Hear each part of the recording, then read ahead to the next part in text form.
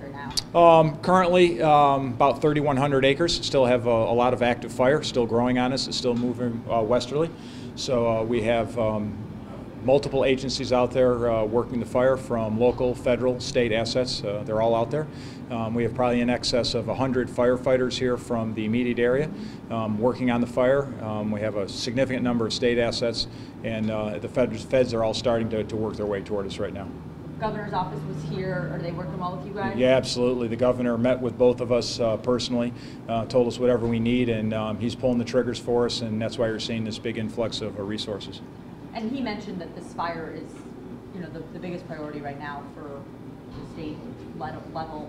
Why is this one so dangerous, and why is this so important? Well, you know, it's large. The weather conditions are right for a wildfire. Very low humidity, winds picking up, so that's a bad recipe for us. But our biggest challenge, this is the true definition of urban interface.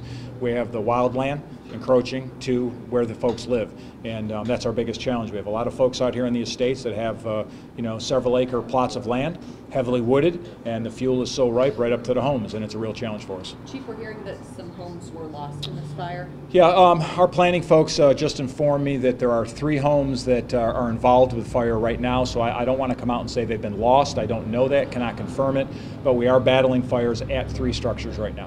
What area? Down in the areas adjacent to I-75, a little to the east of the landfill back in that area there. I don't want to give any specifics yet because we don't have the details, and I'd like to treat the family with respect right now. Are there more houses kind of in the line that you guys are worried about? Absolutely, about 2,000. So we're under a mandatory evacuation in a pretty large area. Mr. Summers is working on plotting some solutions, but he's told us to plan on about a 2,000 person evacuation. Let's move to the evacuation part of this. 2,000 homes, that's a pretty big area. That is the estimate that we have right now. Remember, we drew a very big box today, and we drew a very big boundary in an extra margin of safety. Obviously, just kind of what we anticipated were the winds picking up right here at midday. We've had a slight deviation in the actual line of that fire, but again, our line is large. It was anticipated that it may, I don't want to use the word blow up, but certainly expand on us very quickly. So we're in the right state, I think, in terms of not under evacuating, not over evacuating, knowing that we've got some winds 16 to 20 miles an hour today.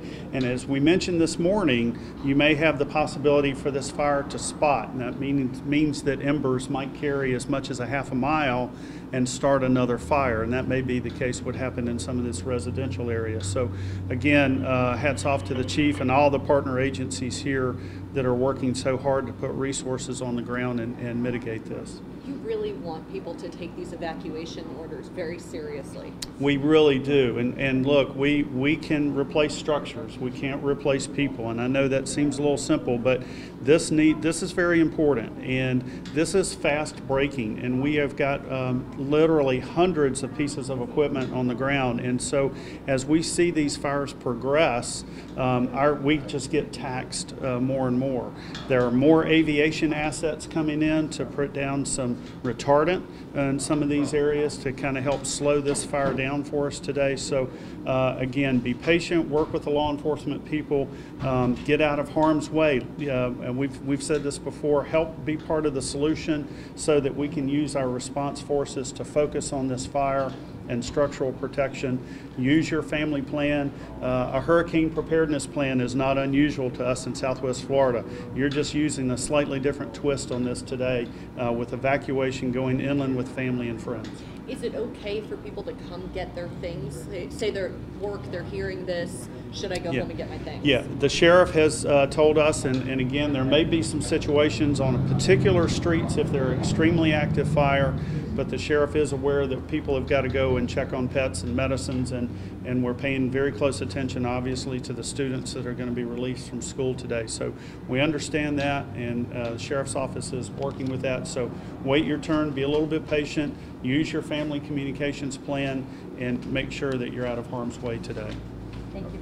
Are people being receptive, the ones you're trying to evacuate, or are they? Some are and some are not, but the Sheriff's Department is documenting those folks that are not being very receptive, but obviously they are concerned, and maybe their home may not have any particular brush problems, but the Sheriff's Department is paying very close attention to that and working through it on a case-by-case basis. Thank you very much. All right, thank you both so much. Thank you. For hearing that.